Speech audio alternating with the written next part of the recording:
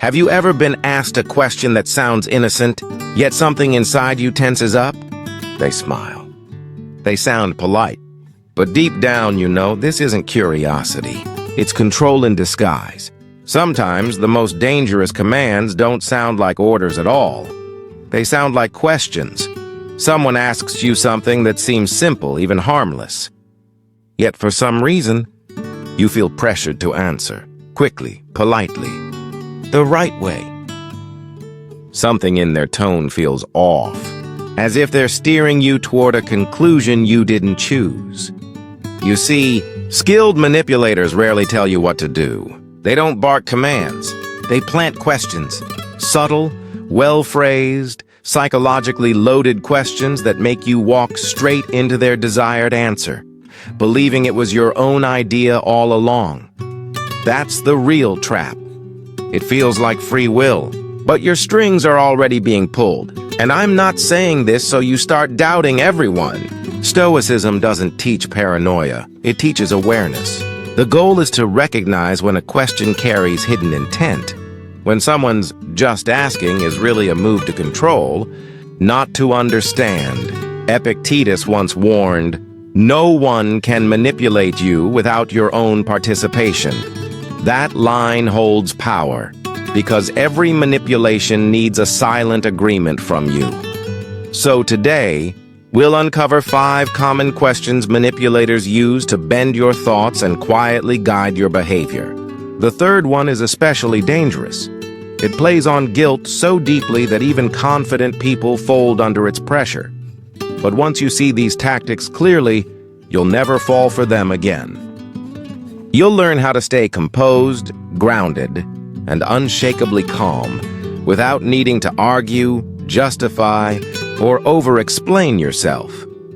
If you're ready to protect your mind from these subtle psychological traps and master the calm, stoic strength that can't be manipulated, subscribe to Stoic Training. Let's begin. Question number 1. Don't you think? These words sound harmless and even thoughtful. But make no mistake, this phrase is one of the sharpest tools in manipulation. When someone begins with, "Don't you think?" they aren't really asking for your opinion. They're dressing up their viewpoint as a polite invitation. It's a trick, a way to pressure you into agreement while pretending it's your choice. It sounds sophisticated because it mimics discussion. But underneath, it's psychological leverage. By presenting their view as the reasonable one, the one any sensible person would accept, they make disagreement seem foolish, stubborn, or even rude. I remember a situation at work a few years ago. A colleague, smiling kindly, said, "Don't you think it would be better if you handled the Peterson presentation instead of Mark? He's clearly not ready for something this important. The client relationship is too valuable to risk." At first, it sounded like a genuine question, a team discussion. But something in her phrasing caught my attention. She wasn't really asking what I thought. She was telling me her conclusion and nudging me to say it out loud. Notice the trick. She didn't ask, "What do you think about Mark's readiness for this presentation?" That would have been open and fair. Instead, she embedded her judgment. "He's clearly not ready," inside the question itself. That's how skilled manipulators operate. They hide commands inside courtesy. They turn conversation into quiet control. Manipulators often disguise control as curiosity, and "don't you think?" is one of their most polished tools. But what happens when you try to disagree? That's when the real trap tightens. If I had said, "No, I don't think that," I would have instantly sounded like I was defending incompetence, or worse, risking an important client relationship. She had framed the question so cleverly that agreement seemed like the only reasonable path forward. That's the essence of opinion forcing, the art of making you feel that your only option is to agree. These people aren't searching for your honest thoughts. They're manufacturing consent. By dressing their opinions as questions, they create an illusion of choice. but any answer that doesn't align with theirs suddenly sounds unreasonable, even rebellious. And that's the beauty of their tactic. You don't feel forced. You feel convinced. It's a subtle psychological game that plays on our natural desire to appear agreeable, rational, and cooperative. After all, who wants to be the difficult one in the room? So when someone presents a question that sounds balanced, most people unconsciously drift toward the implied answer, just to keep the peace. Marcus Aurelius once reminded us, very little is needed to make a happy life. It is all within yourself, in your way of thinking. And that's precisely the point. Don't let others dictate your thinking by framing false choices for you. Your thoughts, your opinions, they are your sovereign territory. So how do you defend that territory? When you hear the phrase, "Don't you think?" Stop for a moment. Ask yourself, am I truly being asked for my opinion, or am I being quietly guided to agree? Listen closely for hidden assumptions, judgments, or emotional triggers buried within the question. A powerful way to respond is to say calmly, "That's an interesting perspective. I'd like to think about it more carefully. What specific concerns do you have?" This subtle response forces the manipulator to reveal their real position, to take responsibility for their opinion instead of hiding it behind a polite mask. You'll often notice how quickly their tone changes once they're asked to clarify, because truthfully, people who use this tactic rarely want discussion. They want compliance. They crave agreement without accountability. It's a kind of intellectual cowardice dressed up as teamwork. Here's the rule to remember. Real questions seek understanding. Manipulative questions seek control. When someone genuinely values your opinion, they ask in a way that makes every answer acceptable. But when someone wants to steer your mind, they phrase the question so that only one answer seems sensible. And just when you think you've spotted all the traps, a more direct kind of manipulation appears, the one that doesn't bother with subtlety. They don't try to get your agreement. They try to make you feel guilty for your choices. That brings us to the next tactic. Question number 2. Why would you? Some questions aren't seeking answers. They're delivering judgments. When someone asks, "Why would you?" followed by describing your choice or action, they're not genuinely curious. They're implying that your reasoning is wrong, that you've made a mistake, and they're generously giving you a chance to realize it. The tone, the timing, the subtle emphasis, everything about that question drips with judgment, even though the words sound neutral. It's criticism disguised as curiosity, and that's what makes it so disarming. You can't quite explain why it feels off, but you feel small, as if you owe an explanation for simply being yourself. We talked about how the question, "Why would you?" isn't always a request for understanding. Sometimes it's a quiet accusation wearing the mask of concern.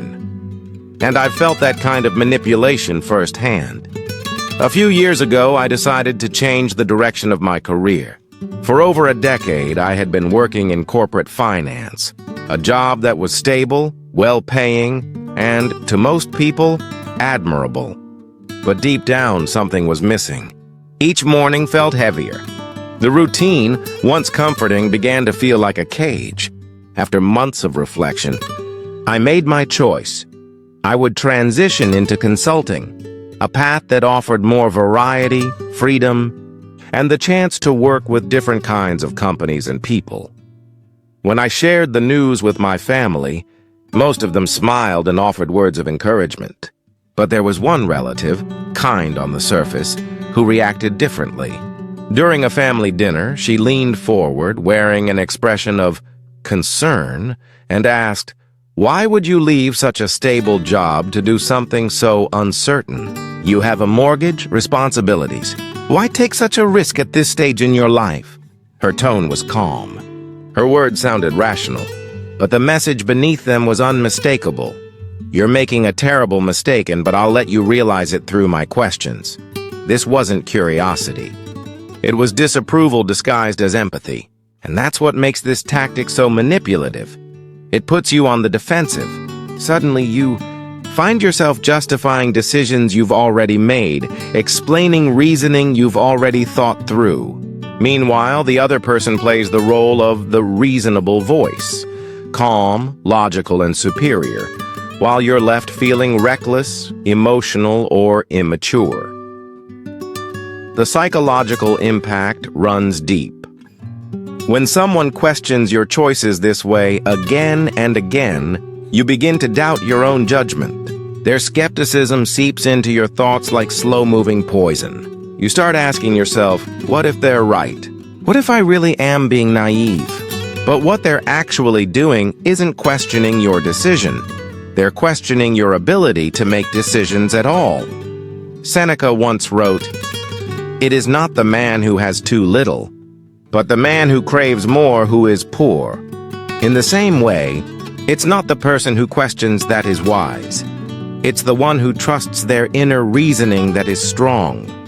Don't let others make you feel poor in judgment by constantly challenging the validity of your choices. They may not understand your motivations, your values, or the private battles behind your decisions. The real difference between genuine curiosity and hidden judgment lies in what happens after you answer. When someone is truly curious, they listen. They might even ask follow-up questions to understand you better. But when someone is simply judging you under the disguise of concern, they respond with more skeptical remarks, subtle frowns, or condescending tones. So, how do you respond? A powerful way to handle this is by calmly saying, "I'm happy to explain my reasoning if you're genuinely curious. But I sense some concern in your question. What specifically worries you about this decision?" This simple sentence does two things. It acknowledges their concern, and it exposes the hidden judgment behind it.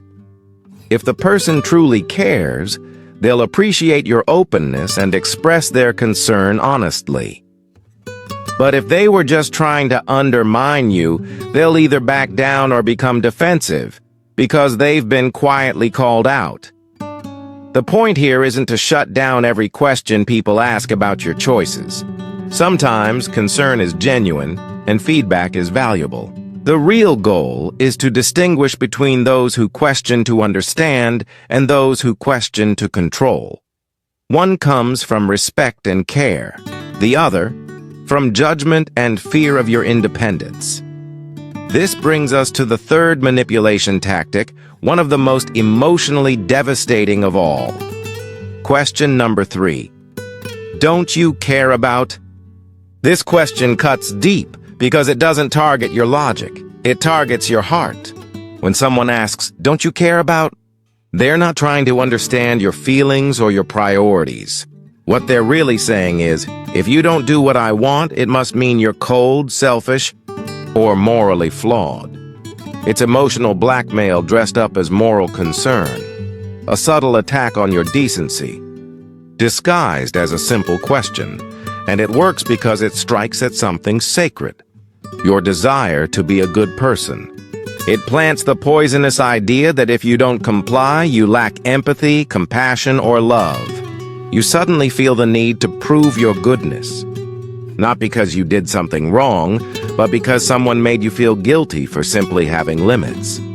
I learned this pattern the hard way, through years of personal experience with my own mother. Throughout my adult life, every time I couldn't attend a family gathering due to work, travel, or even just needing rest, she'd wield this phrase like a blade. "Don't you care about family anymore?" The words cut deeper than any argument could. It wasn't about whether I loved my family, and of course I did. I stayed connected, called often, visited whenever I could. But that wasn't what she was really asking. She wasn't seeking reassurance of my love. She was weaponizing it, using my affection for family as leverage to make me act the way she wanted. And that's what makes this kind of manipulation so cruel. It reframes the entire conversation. Instead of discussing schedules or finding compromises, you're suddenly forced to defend your character. You end up saying things like, "Of course I love you all," or "family means everything to me," when the real issue was simply time or logistics. The genius of this tactic lies in how it makes healthy boundaries look selfish. When someone asks, "Don't you care about your family?" and you respond, "I do care, but I can't make it this time," your words sound hollow, even to your own ears. The question has already cornered you morally. It implies that if you truly cared, you'd never say no. You'd have infinite energy, infinite time, infinite patience. But of course, no one does. This trick exploits the deepest parts of your identity, your love, your sense of duty, your compassion, and turns them into weapons against you. And manipulators know exactly which strings to pull. For some, it's family. For others, it's friendship, justice, or helping others. Whatever your core value is, they'll use it as a test of your worth. If you refuse their demand, they'll imply that you failed that test, that maybe deep down, you don't really care as much as you think. It's a form of emotional hostage-taking, where your own values become the ransom. But the real damage doesn't stop with guilt. It grows deeper over time. When people repeatedly question whether you care about the things that matter most, you start to internalize it. You begin to wonder, am I really being selfish? Maybe my priorities are wrong. Maybe I don't care enough. And that's the silent victory of manipulation, when they no longer need to guilt you, because you've already begun to guilt yourself. Epictetus warned us, no one can hurt you without your permission, and in this case, guilt is that permission. You can choose not to grant it. When someone challenges your compassion, they're not just doubting your feelings. They're trying to make you apologize for having limits, for setting boundaries, for making choices they don't agree with. And that's the truth many of us forget. Caring deeply doesn't mean sacrificing completely. You can love your family and still have work responsibilities. You can care about helping others and still protect your own peace. You can be passionate about meaningful causes and still take time to rest, recover, and live your own life. The heart of emotional maturity lies in balance, not in endless self-sacrifice. So, how do you defend yourself from this kind of guilt manipulation? You do it by separating your values from their demands. When someone says, "Don't you care about your family?"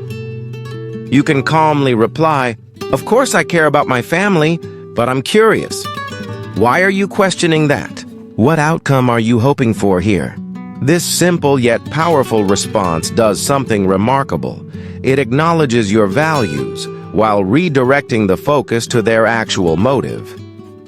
You're not denying your care. You're refusing to let it be used as a weapon. It also shatters the false equation that manipulators rely on. The lie that if you truly care, you must always comply. You're showing that you understand the difference between living by your values and being controlled through them. This response forces the manipulator to reveal what they really want instead of hiding behind moral accusations. It's calm, confident, and quietly powerful. Remember, the goal isn't to defend how much you care.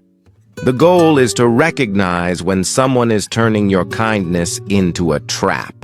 Because real love, real friendship, real concern, they never demand you to prove your goodness through submission. Healthy relationships don't ask you to sacrifice your well-being just to demonstrate loyalty or affection. True care thrives on understanding, not control. But guilt isn't the only tool manipulators use. Once they realize guilt can't control you in the present, some take aim at your future by planting seeds of fear before you even move. That brings us to the next tactic, one of the most paralyzing forms of manipulation. Question number 4. What if? At first, it sounds thoughtful. It seems like they're helping you plan ahead. After all, isn't it smart to consider potential risks before taking action? But there's a crucial difference between realistic caution and fear implantation. When someone keeps asking, "What if?" followed by endless disaster scenarios. What if it fails? What if you lose everything? What if no one supports you? They're not helping you prepare. They're programming your mind to expect the worst. It's analysis paralysis disguised as wise planning. This question looks logical, but its real goal is to keep you stuck, to flood your imagination with fear until taking any action feels dangerous. I faced this manipulation myself when I decided to start my own consulting business. After years of working for others, I had built solid experience, a strong professional network, and enough savings to make the transition safely. I had researched the market, written a detailed business plan, and felt genuinely excited about this new chapter. But then came the voices. Cautious, skeptical, well-meaning on the surface. What if the economy crashes? What if you can't find clients? What if you regret leaving your job? Each what if sounded rational, but together they became a storm of doubt, one that almost drowned the confidence I had worked so hard to build. When I shared my plans for launching my own consulting business with a colleague, I expected encouragement, maybe even some constructive advice. But instead, what I got was a barrage of what-if questions, each one more alarming than the last. What if the market crashes right after you start? What if your first clients don't pay their bills? What if you can't find enough work to cover expenses? What if you get sick and can't work?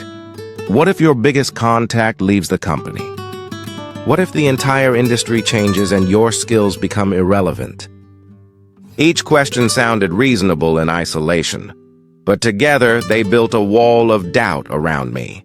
Every what if was like a seed planted deep in my mind. And before I knew it, those seeds had grown into forests of fear.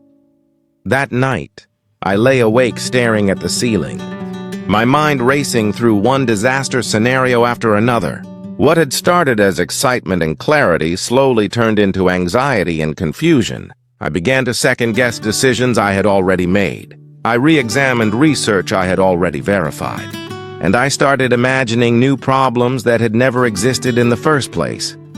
It took me a while to realize that colleague wasn't helping me prepare for challenges. He was overloading me with fear to keep me from acting. The difference became crystal clear when I compared him to a successful entrepreneur friend I'd later spoken to. She asked thoughtful, practical questions like, "What's your financial runway? Do you have a steady client pipeline? What's your backup plan if one project falls through?" Her questions didn't paralyze me. They empowered me. She helped me think through real risks and find real solutions. Her approach strengthened my confidence. His approach shattered it. That's the key difference between fear implantation and constructive guidance. Fear implantation works because it exploits our brain's natural negativity bias. Humans are wired to notice potential danger more than potential opportunity. It's a survival mechanism that once kept our ancestors alive, but now it often sabotages modern decision-making. When someone bombards you with worst-case scenarios, your brain treats each one as a real threat. Even if the probability is tiny, your mind reacts as though it's imminent. And over time, those imagined dangers pile up, one on top of another, until you're frozen in place, doing nothing simply because everything feels risky. You're no longer making decisions based on facts or probabilities. You're making them based on fear of imaginary catastrophes. Marcus Aurelius once wrote, "Today I escaped anxiety." Or no, I discarded it because it was within me, in my own perceptions, not outside. Those words are a reminder that the fears other people plant only become real when we accept them as our own. You hold the power to question those fears, to separate logic from panic, and to see reality as it truly is, not as fear paints it. So how do you defend yourself against fear implantation? The key is to distinguish helpful caution from emotional manipulation.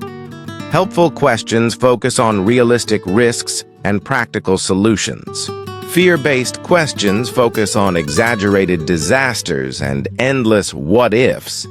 When faced with someone trying to drown you in worst-case thinking, a grounded response could be, "I appreciate your concern about the risks. I've already considered the major ones and have plans to handle them. What kind of support or insight are you hoping to offer?" This calm, clear response does two things. It shows that you've already done your due diligence, and it subtly exposes whether the person is genuinely trying to help or just trying to make you afraid. Those who truly want to help will respond with constructive advice or useful resources. Those who simply want to implant fear will usually back down once you ask for something concrete. Remember, the goal isn't to ignore all risks or pretend you're invincible. It's to make decisions based on reality, not fear. You can acknowledge the existence of challenges and without letting them paralyze your progress. This final tactic targets something deeper than your actions. It attacks your confidence in your own abilities and judgment. Question number 5. Are you sure you're... These are some of the most poisonous questions of all because they sound harmless on the surface, yet they quietly corrode your belief in yourself. When someone asks, "Are you sure you're ready?" or "Are you sure you can handle that?" they're not really checking your preparation. They're planting doubt. It's a surgical strike against your confidence, disguised as concern. At the very moment you need inner certainty the most, they whisper words that make you question your competence. And their timing is never random. It always comes right before something important, a big step, a bold decision, a moment when your belief in yourself matters most. The manipulation works by shifting your inner dialogue. Instead of asking yourself, "Am I prepared?" a question that leads to action, you start asking, "Am I even good enough?" a question that leads to paralysis. The first question is practical. The second is existential.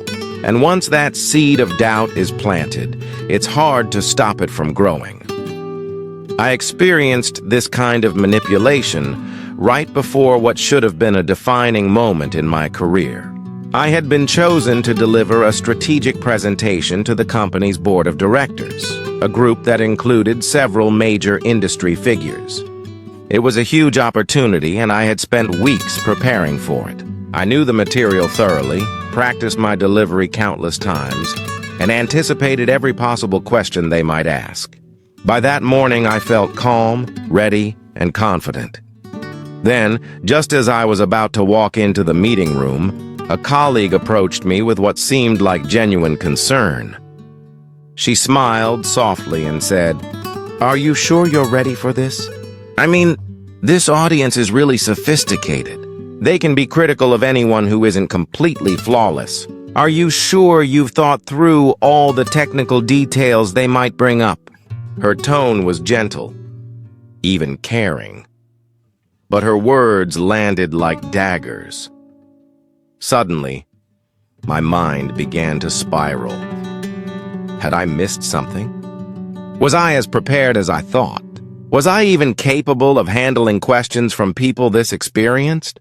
Nothing about her questions identified an actual problem. There were no specifics, no constructive points, just vague uncertainty, carefully wrapped in politeness. But the effect was powerful. In a matter of minutes, my confidence crumbled. I walked into that room not as the professional I was, but as an imposter, terrified that someone might expose me as unqualified. Looking back, I realized she hadn't been offering help. She'd been undermining me. And the contrast became clear when I remembered how my mentor had prepared me for earlier presentations. He would ask specific targeted questions. Have you practiced the section about implementation timelines? What's your response if they challenge the budget assumptions? His questions strengthened me. They sharpened my focus and improved my performance. Hers did the opposite. They weakened my belief in myself. That's how competence undermining works. It exploits the delicate space between confidence and arrogance. Most competent people are humble enough to acknowledge what they don't know, and manipulators use that humility against them.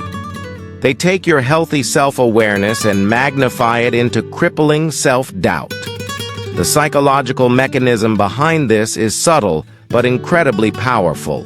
Instead of directly saying you're not good enough, manipulators simply question your readiness, and then they let you do the rest of the work. You start mentally reviewing every possible flaw, every skill you might lack, every tiny thing you could have missed. You begin to build a case against yourself brick by brick, and that's the genius of their tactic.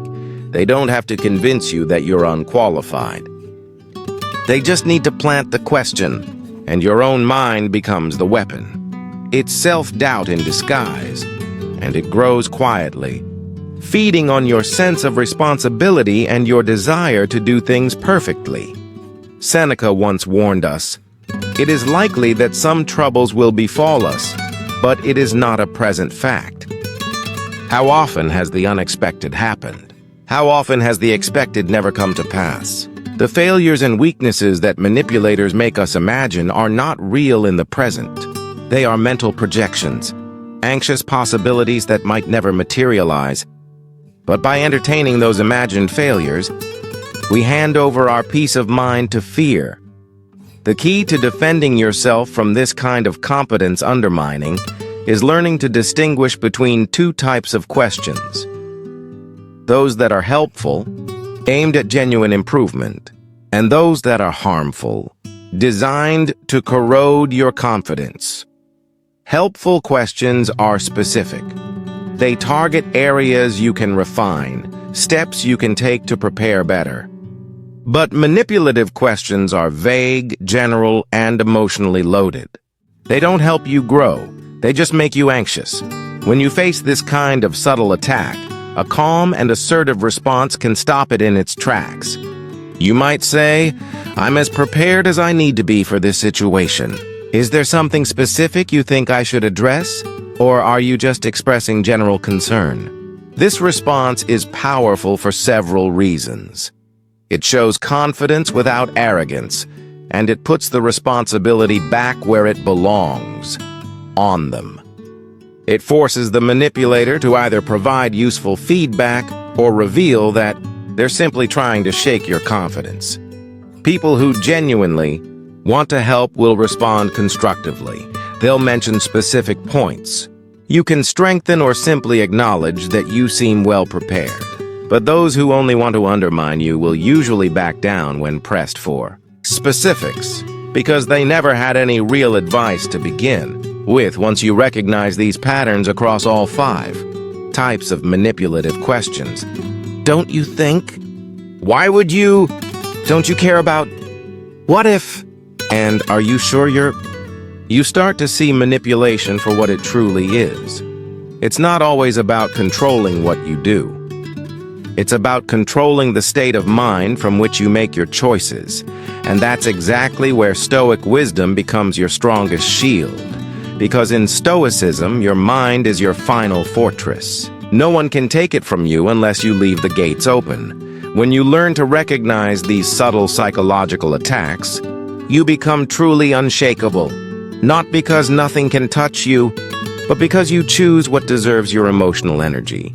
If this message helped you recognize manipulation in your own life, like this video to help others build the same awareness. And don't forget to subscribe to Life Through Stoicism for more practical wisdom that protects your peace of mind. Guard your thoughts carefully, because in the end, they determine everything else.